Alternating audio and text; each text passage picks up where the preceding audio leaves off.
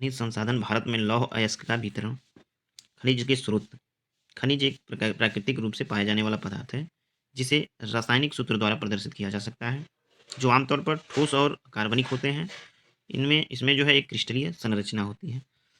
2000 से अधिक खनिजों की पहचान की जा चुकी है और इनमें से अधिकांश अकार्बनिक हैं, जो तत्वों के विभिन्न संयोजन से बनते हैं। हालांकि पृथ्वी की पपड़ी के एक छोर से हिस्से में कार्बनिक पदार्थ होते हैं, जिसमें सोने, चांदी, हीरा, सल्फर जैसे एकल तत्व शामिल होते हैं। मिनरल मिनरल का फॉर्मेशन लिस्ट देखें तो मिनरल दो होता है, एक मैलिक होता है, एक नॉन मेटेलिक होता है। मेटेलिक में फ्यूरस और नॉन फ्यूरस और मैंने कार्बनिक और अकार्बनिक और फ्यूल और जो है अदर मेटेलिक मिनरल्स जो है इसमें उपलब्ध होते हैं। खनिज संसाधनों को दो प्रमुख श्रेणियों में विभाजित किया जा सकता है, एक धात्विक खनिज संसाधन और एक गैर धात्विक खनिज संसाधन।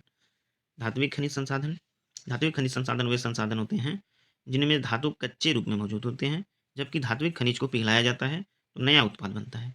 जीवाश्म ईंधन के बाद धात्विक खनिजों का दूसरा सबसे महत्वपूर्ण समूह है। वे आर्कियन चट्टानों में आरक्षित होते हैं, यानी पाए जाते हैं। धात्विक खनिज के प्रमुख उदाहरण में देखें तो लौह अयस्क आएगा, तांबा होगा, सोना होगा, चांदी होगा, सोना होगा, जिंक होगा, चांदी होगा, मैग्नीज है, क्रोमाइट है। ये भारत में कुल खनिज के मूल्य का 7% जो है पाए जाते हैं। ये खनिज धातु कर्म उद्योगों के विकास के लिए एक मजबूत आधार प्रदान करते हैं और इस तरह औद्योगिकीकरण और शहरीकरण की प्रक्रिया में मदद करते हैं। भारत के पास इन खनिजों का पर्याप्त भंडार है। धात्विक खनिजों को लौह और अलौह धात्विक खनिजों के रूप में विभाजित किया गया है। लौह से युक्त खनिजों को लौह यानी क्रोमाइट और लौह अयस्क और मैग्नीज के रूप में जाना जाता है, और बिना लोहे के खनिज को अलौह यानी जैसे इसमें सीसा, चांदी, सोना, बॉक्साइट ये सब आते हैं इसमें। धात्विक खनिज का महत्व देखें तो धात्विक खनिज का महत्व है किसी भी देश में रहने वाले जो लोग हैं उनके जीवन स्तर का इससे आकलन हो सकता है। लोहे की खपत से किया जाता है ना, किसी भी देश में रहने वाले लोग के जीवन स्तर का आकलन लोहे की खपत से किया जाता है। यानी जहाँ लोहे की खपत ज़्यादा है उनका जीवन स्तर उच्च है, वहाँ औद्योगिक प्रक्रिया आर्थिक प्रक्रिया ज़्यादा है, और यह आधुनिक सभ्यता के ऋण और बुनियादी उद्योगों की नींव है। आगे है अधात्विक खनिजों में कोई भी धातु पदार्थ नहीं होते हैं, और अधात्विक खनिज रासायनिक तत्वों का एक विशेष समूह है जिनके पिघलने पर कोई नया पदार्थ उत्पन्न नहीं हो सकता। उत्पत्ति के आधार पर गैर धातु या तो अकार्बनिक होते हैं, जैसे जीवाश्म ईंधन जिनमें खनिज ईंधन भी कहा जाता है, जिसे वो दफन जो जानवर पहले से जो दबे हुए हैं दफन जानवरों और पौधों से प्राप्त होता है, जैसे कोयला और पेट्रोलियम। या अकार्बनिक खनिज जैसे अभ्रक, चूना, ग्रेफाइट आदि। देखते हैं धातु और गैर धातु में क्या अंतर होता है। तो धातु जो है धातु धात्विक खनिज के रूप में होता है जिसमें जिनमें धातु तत्व कच्चे रूप में मौजूद होते हैं, और गैर धातु अधात्विक खनिज में के रूप में होते हैं जो है इसमें धातु पदार्थ नहीं पाए जाते हैं। और धातु का जब धात्विक खनिज को पिघलाया जाता है तो उसे पिघला करके नया पदार्थ नया जो है उत्पाद बनाया जाता है। वहीं गैर धातु जो होता है इसके खनिज के मामले ऐसी कोई प्रक्रिया के बाद कोई जो है नया पदार्थ नहीं बन पाता है। तीसरा है धात्विक खनिज आमतौर पर आग्नेय और रूपांतरित चट्टानों संरचनाओं में पाए जाते हैं, और गैर धात्विक खनिज अक्सर युवा बलित जो पहाड़े हैं या तलछटी चट्टानें उसमें पाए जाते हैं। धात्विक खनिज विद्युत के साथ साथ साथ जो है उष्मा के भी अच्छे संवाहक होते हैं, और गैर धात्विक खनिज मूल रूप से बिजली और गर्मी के अच्छे सुचालक होते हैं। धात्विक खनिजों में उच्च लचीलापन और लचीलापन होता है, और गैर धात्विक खनिज में लचीलापन और लचीलेपन की कमी होती है, और ये खनिज आसानी से टूट जाते हैं। धात्विक खनिज में सामान्यतः चमक होती है, और अधात्विक खनिज में कोई चमक या आभा नहीं होती है।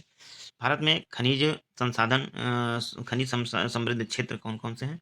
तो भारत में 5 प्रमुख खनिज बेल्ट हैं। एक है उत्तरी बेल्ट, दूसरा सेंट्रल बेल्ट, तीसरा दक्षिण पूर्वी बेल्ट, दक्षिण पश्चिमी बेल्ट और पांचवा उत्तर पश्चिमी बेल्ट। पहला जो है उत्तरी बेल्ट है, तो उत्तरी बेल्ट में कौन कौन क्षेत्र शामिल हैं।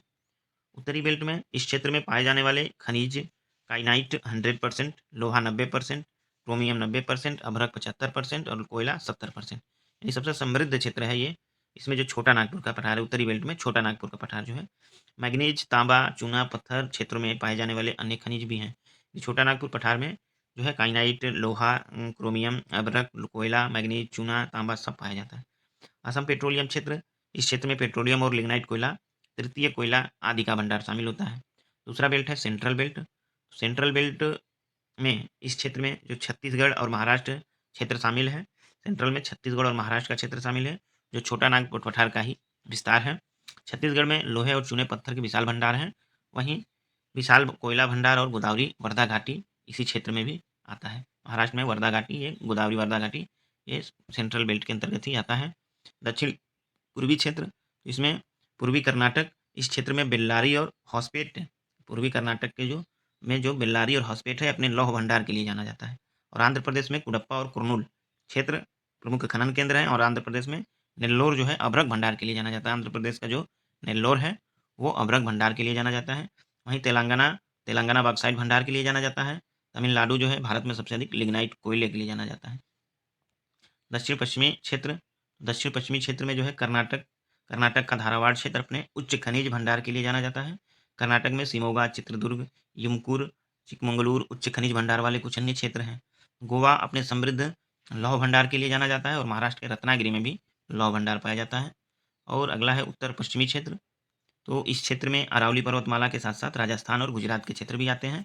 उत्तर पश्चिमी वाला क्षेत्र में गुजरात अपने पेट्रोलियम भंडार के लिए जाना जाता है और गुजरात और राजस्थान दोनों में नमक भी समृद्ध स्रोत है। उदाहरण के लिए जैसे कच्छ और राजस्थान की जो प्लाया झील है, कच्छ और राजस्थान में जो विस्तृत है प्लाया झील, वो नमक के लिए जानी जाती है।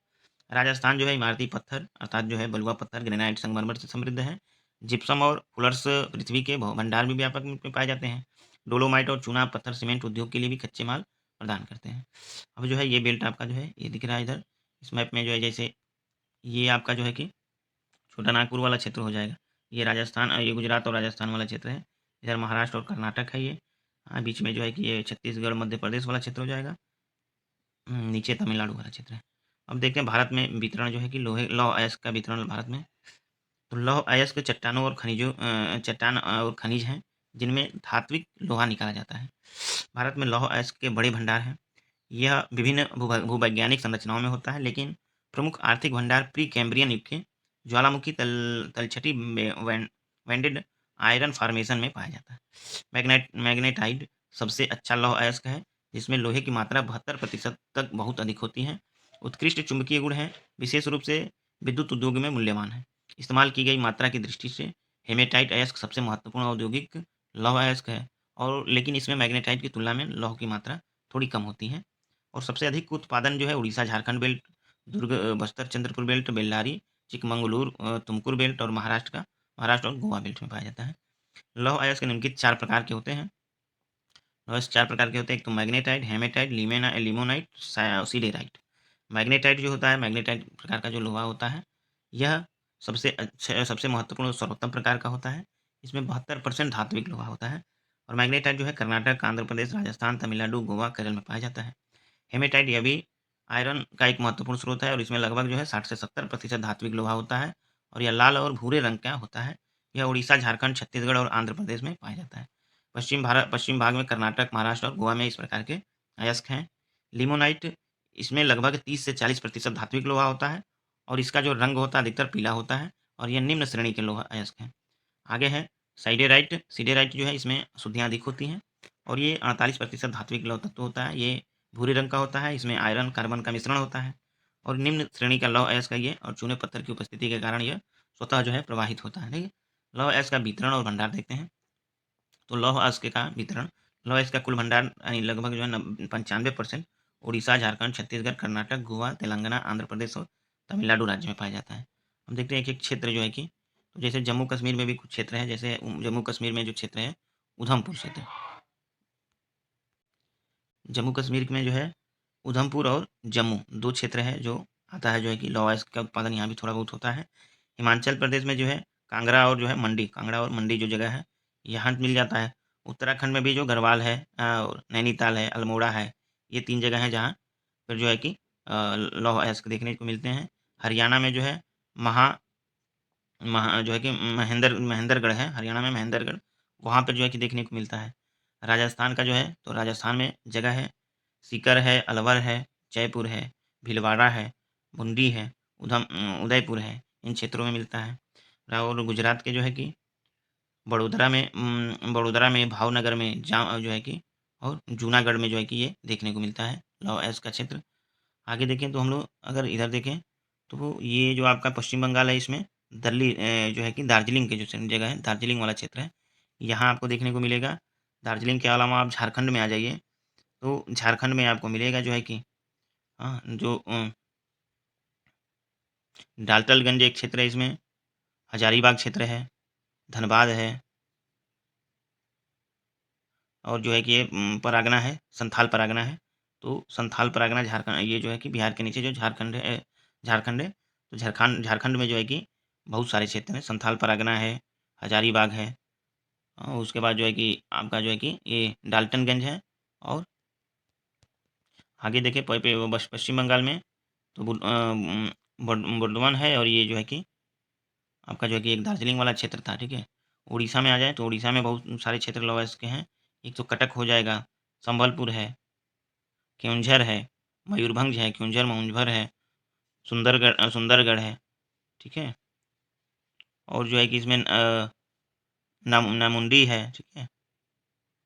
सिंहभूमि जो है कि उड़ीसा में ही पड़ता है। ये सिंहभूमि जिला जो है ना, छत्तीसगढ़ में पड़ता है, ये झारखंड में था। सिंहभूमि जिला भी जो है कि लौह उत्पादन के लिए जो है कि जाना जाता है।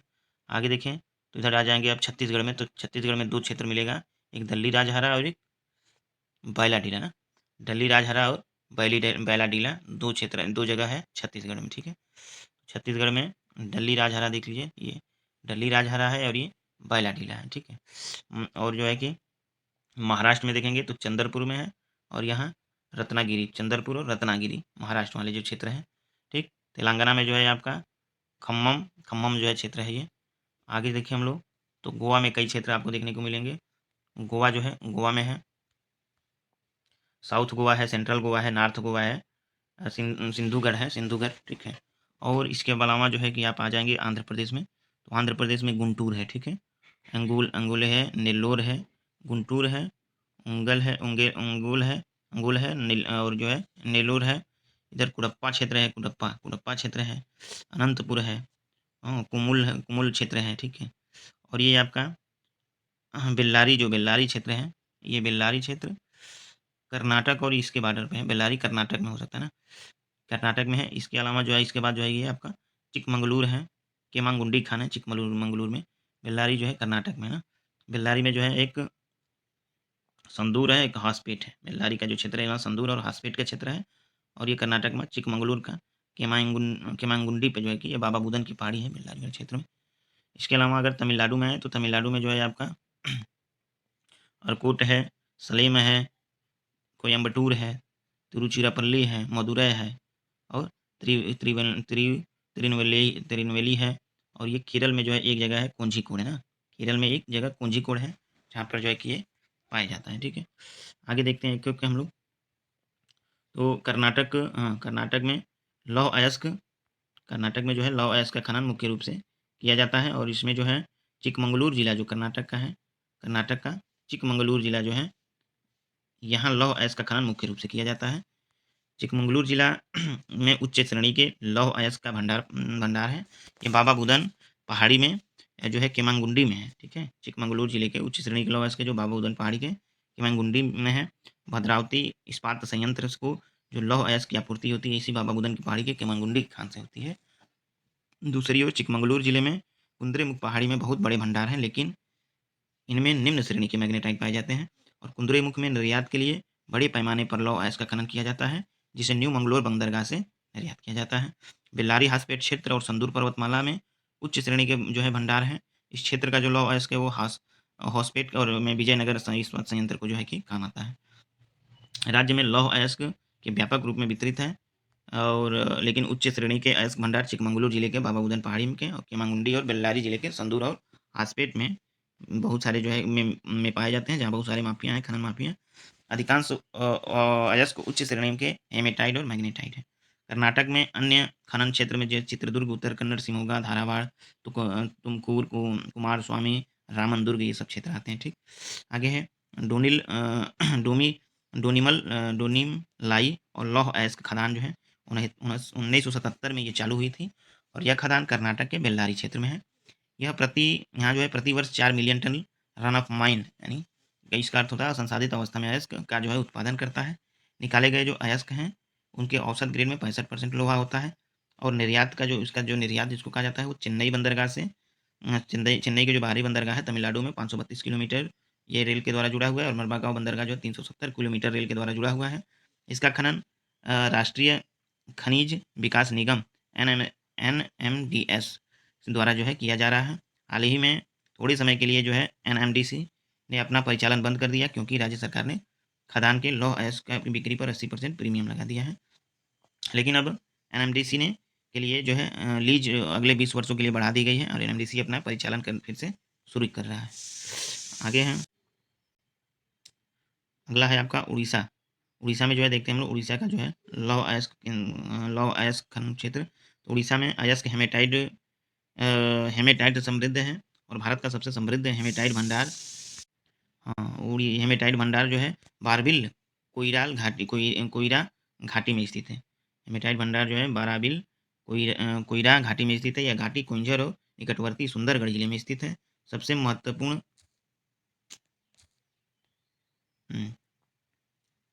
सबसे जो है महत्वपूर्ण जमा निम्न के यहाँ ये जो है कि जैसे क्योंझर है जगह इसमें उड़ीसा में, सब क्योंझर है, सुंदरगढ़ है, मयूरभंज है, कोरापुट है, कटक है, संबलपुर है। इन क्षेत्रों में जो है कि ज़्यादा मिलता है। छत्तीसगढ़ में लौह अयस्क देखते हैं। छत्तीसगढ़ में जो है लौह अयस्क भारत के कुल लौह अयस्क भंडार का लगभग 18% जो है छत्तीसगढ़ में है। लौह अयस्क व्यापक रूप से वितरित है, जिसमें प्रमुख भंडार बस्तर और दुर्ग जिला है। बस्तर जिले में बैलाडीला और दुर्ग जिले में दल्ली राजहरा महत्वपूर्ण उत्पादक हैं।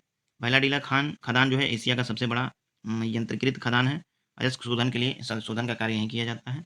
बैलाडीला पिटहेड से बिजांग संयंत्र तक अयस्क लाने के लिए 270 किलोमीटर लंबी जो है एक पाइपलाइन का निर्माण किया जा रहा है। प्रगलन का कार्य जो है बिजांग यानी विशाखापट्टनम लौह एवं इस्पात संयंत्र में किया जाता है।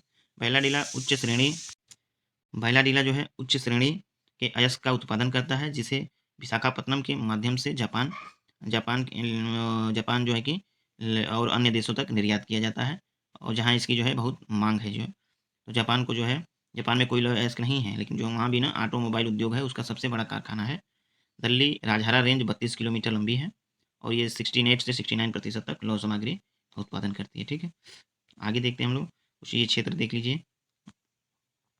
जैसे आपका जो झारखंड है उसमें क्या है, सिंह भूमि वाला क्षेत्र है। ठीक है, और जो आपका ये उड़ीसा है, उड़ीसा वाला क्षेत्र में जो है कि सुंदरगढ़ है, बारबिल अभी जो पढ़े बारबिल है, मयूरभंज है, जोडा है, केंझर है, और आगे जो है कि आप छत्तीसगढ़ में अगर देखेंगे तो छत्तीसगढ़ में आपको मिलेगा बैलाडीला और दल्ली राजहरा। ठीक है, यहीं जो है गुंटूर है आंध्र प्रदेश में, अंगोल है। ठीक है, रत्नागिरी महाराष्ट्र में है, और जो है इसी में जो है दादरा नगर हवेली महाराष्ट्र और गुजरात के बॉर्डर पे दमन दीव मिलता है देखने को।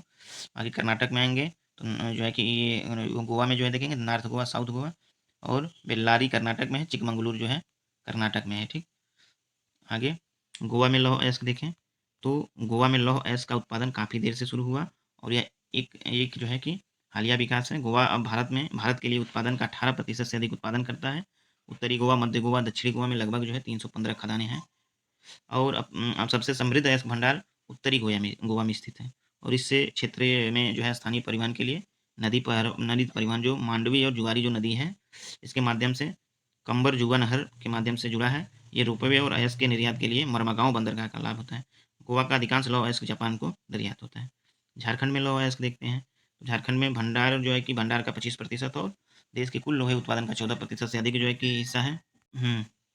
लौह अयस्क का जो खनन है वो सबसे पहले जो है 1904 में सिंहभूमि जिले में जो है कि किया गया था। सबसे पहले सिंहभूमि जिले में शुरू हुआ था। सिंहभूमि जिले में लौह अयस्क उच्चतम जो है गुणवत्ता का और सैकड़ों वर्ष तक चलने वाला मिलता है। मुख्य मुख्य लौह धारण करने वाली बेल्ट गोवा के पास से बोनाई उड़ीसा में पंथा तक फैली हुई है, लगभग 50 किलोमीटर लंबी श्रृंखला बनाती है। और सिंहभूमि में अन्य जमाओं में बुधु बुरु और कोटामाटी बर्न और राजौरी जो है बुरु ये शामिल हैं। प्रसिद्ध जो है नोवामुंडी खदानों कोटामाटी बुरु में स्थित है। मैग्नेटाइड अयस्क पलामू जिले के डाल्टेनगंज के पास जो है पाए जाते हैं। संथाल परगना, हजारीबाग, धनबाद, रांची जिले में कम महत्वपूर्ण मैग्नेटाइट के भंडार हैं। अन्य राज्यों में लौह अयस्क देखें तो ऊपर वर्णित जो प्रमुख उत्पादन है राज्यों में के अलावा जो है अन्य राज्यों में भी कम मात्रा में लौह उत्पादन का किया जाता है। जैसे आंध्र प्रदेश में जो है कुमुल, गुंटूर, कडप्पा, अनंतपुर, खम्मम, और नेल्लोर है। महाराष्ट्र में चंद्रपुर, रत्नागिरी, सिंधुदुर्ग है। मध्य प्रदेश में भी मिलता है। तमिलनाडु के सेलम, नॉर्थ आरकोन, अम्बेडकर, तिरुचिरापल्ली, कोयम्बटूर, मदुरै, नेल्लई, कट्टाम्बोन। राजस्थान में जयपुर, उदयपुर, अलवर, सिकरी, बूंदी, भीलवाड़ा। उत्तर प्रदेश में मिर्ज़ापुर। उत्तरांचल में गढ़वाल, अल्मोड़ा, नैनीताल। हिमाचल में कांगड़ा, मंडी। हरियाणा में महेंद्रगढ़। पश्चिम बंगाल में बर्दवान, बीरभूम, दार्जिलिंग। जम्मू कश्मीर में उधमपुर, जम्मू। गुजरात में भावनगर, जूनागढ़, बड़ोदरा। केरल में जो है कि कोझिकोड। अब जो है हम लोग देख लेते हैं लौह अयस्क जो है संचित में जो है भंडार में सबसे आगे देश कौन सा है, कौन कौन देश हैं वर्तमान की स्थिति से, यानी 2023 के आधार पर ना, 2023 के आधार पर जो है भंडारण। तो 2023 में भंडारण में पहला स्थान जो है ऑस्ट्रेलिया का है। ठीक, पहला स्थान ऑस्ट्रेलिया का है। दूसरे पे आता है ब्राज़ील, दूसरे पे है ब्राज़ील। तीसरे स्थान पे आता है रूस, और चौथे पे है चीन। चौथे स्थान पर है चीन, चौथे स्थान चीन है। और पांचवा स्थान जो दिया गया वो भारत को, पांचवा स्थान पर है भारत। तो भंडारण में लौह अयस्क भंडारण में सबसे अधिक है ऑस्ट्रेलिया, फिर ब्राज़ील, फिर रूस, फिर चीन, और जो है कि भारत। आगे देखिए हम लोग, तो उत्पादन की दृष्टि से उत्पादन उत्पादन जो है कि आंकड़ा देखा जाए तो पहले पे उत्पादन में भी जो है ऑस्ट्रेलिया आता है। पहले पे आता है ऑस्ट्रेलिया, दूसरे पे आता है चीन, दूसरे पे चीन, तीसरे पे आता है ब्राज़ील, चौथे पे आता है भारत, और पाँचवें पे आता है ईरान। पाँचवें पे ईरान आता है। भारत में जो है कि लौह अयस्क की स्थिति देखें तो भारत में जो लौह अयस्क है इसका जो है कि भंडारण सबसे अधिक जो है कि जो है कि राज्य में है। तो लौह अयस्क में मैग्नेटाइट का जो है, मैग्नेटाइट प्रकार जो है उसका कर्नाटक है सबसे अधिक, कर्नाटक। फिर जो है कर्नाटक के बाद आंध्र प्रदेश है, आंध्र प्रदेश के बाद है छत्तीसगढ़। छत्तीसगढ़ छत्तीसगढ़ जो है ये मैग्नेटाइट प्रकार के लोहा है। ये मैग्नेटाइट प्रकार का जो है कि लोहा था। अब हेमेटाइट प्रकार का लोहा देखेंगे तो हेमेटाइट प्रकार का लोहा का जो भंडारण है सबसे अधिक है उड़ीसा में। उड़ीसा के बाद आता है झारखंड का नंबर, और उसके बाद आता है छत्तीसगढ़। छत्तीसगढ़ का नंबर आता है। ठीक, तो ये रहा लौह अयस्क भंडार का उत्पादन, वितरण